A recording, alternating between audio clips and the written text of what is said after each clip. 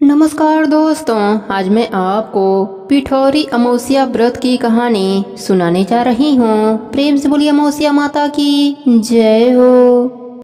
भादवे महीने की अमावस्या को पिठौरी अमावस्या के रूप में मनाया जाता है। इस दिन महिलाएं अपने पुत्र की लंबी आयु के लिए व्रत रखती हैं।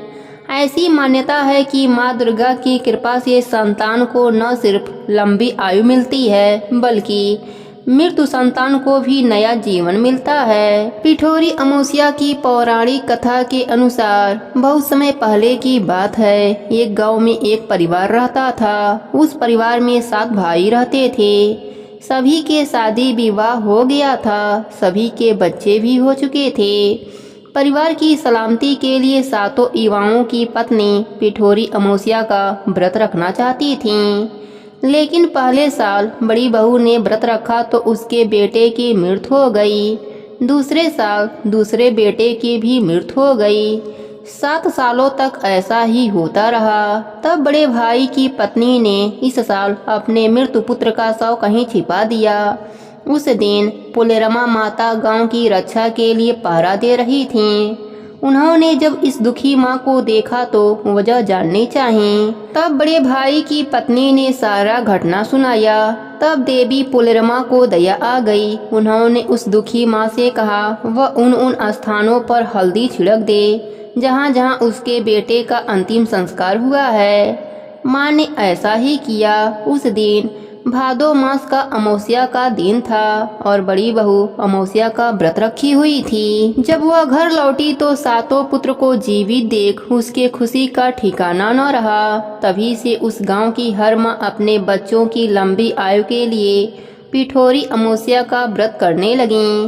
पिठौरी अमावस्या का व्रत करने और कथा कहानी कहने सुनने से उनके बच्चों की आयु लंबी हो गई और वे सब सुखी जीवन जीने लगे।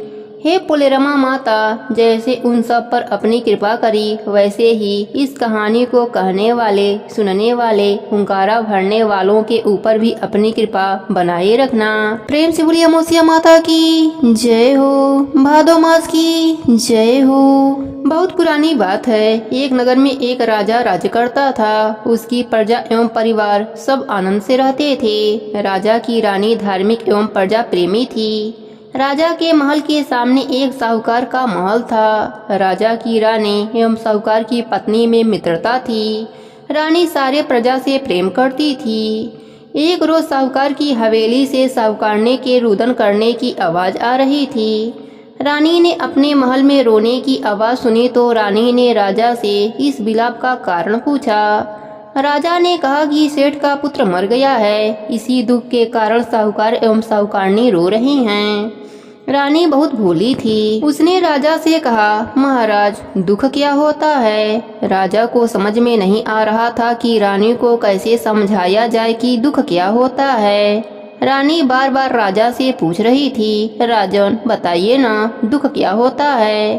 राजा ने अपने रानी से कहा, तुम अपने कुंवर को मार दो तो मालूम हो जाएगा कि दुख क्या होता है। महारानी ने अपने कुंवर को महल से नीचे गिरा दिया।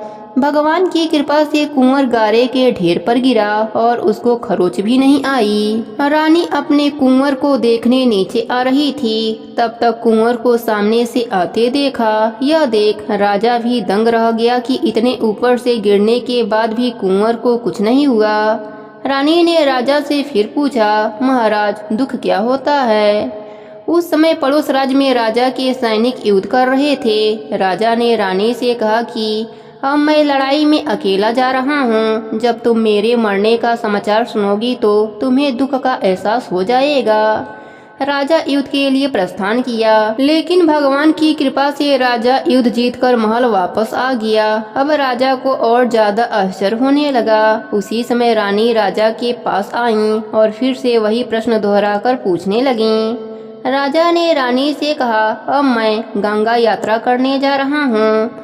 वहाँ गंगा की धारा में मैं कूद जाऊंगा, तब तुम्हें दुख का एहसास होगा। रानी ने गंगा यात्रा की तैयारी कर दी।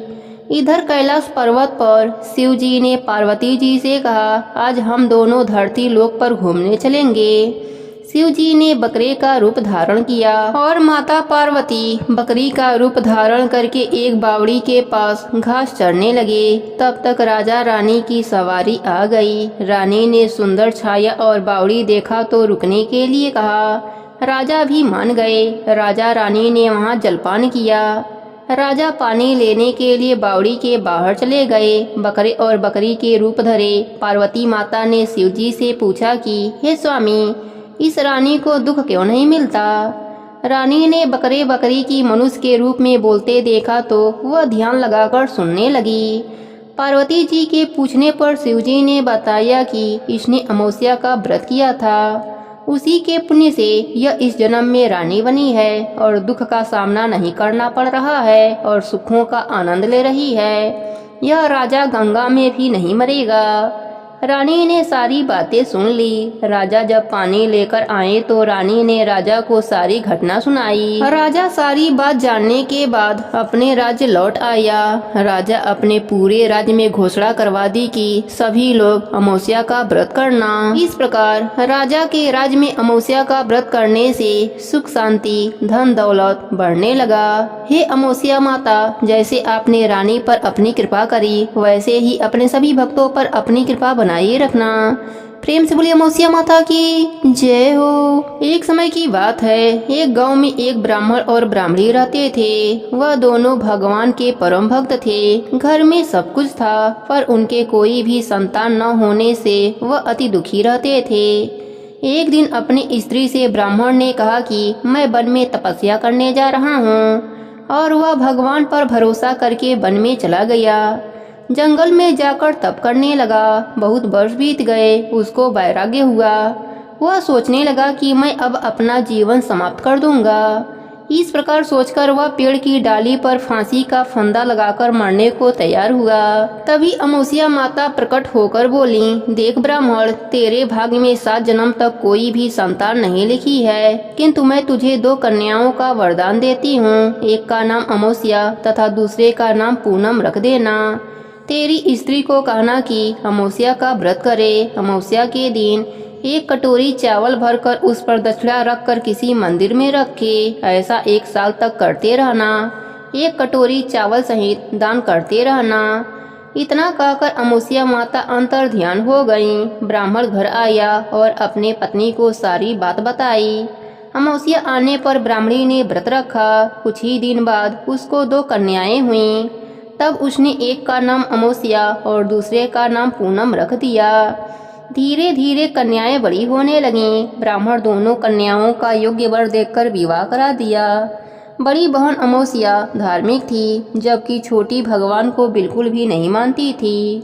बड़ी के घर में तो सुख समृद्धि का भंडार भरा हुआ था, पर छोटी बहन पूनम के घर दुखों का पहाड़ था। जब बड़ी बहन अमावस को छोटी के बारे में सब कुछ मालूम हुआ कि उसकी बहन दुखी है, तब अमावस्या गाड़ी भरकर सामान ले गई और छोटी बहन से बोली, बहन पूनम, सुखी अमावस्या का व्रत तुम भी किया करो और पूजा करके उपवास करो, जिससे तुम्हारे घर में सुख समृद्धि का भंडार भर जाएगा। 1 साल तक चावल का कटोरा भरकर दक्षिणा रखकर दान करते रहना। पूनम ने अपने बहन के द्वारा बताए गए नियम के साथ अमावस्या का व्रत करी। कुछ ही दिन के बाद उसके भी घर धन्य धन से भर गए और संतान की भी प्राप्ति हुई। इस प्रकार जो भी मनुष्य अमावस्या का व्रत विधि पूर्वक करेगा उसके घर में सुख समृद्धि का भंडार भर जाएगा। जो भी मनुष्य इस कथा को कहता, सुनता या हुंकारा भरता है उसके ऊपर अमावस्या माता की कृपा बरसती है। हे अमावस्या माता, अपने सभी भक्तों पर अपनी कृपा बनाए रखना। कहानी अधूरी हो तो पूरी करना, पूरी हो तो मान रखना। सबके व्रत को पूर्ण करना। प्रेम से बोलिए अमावस्या माता की जय हो। भादो मास की जय हो।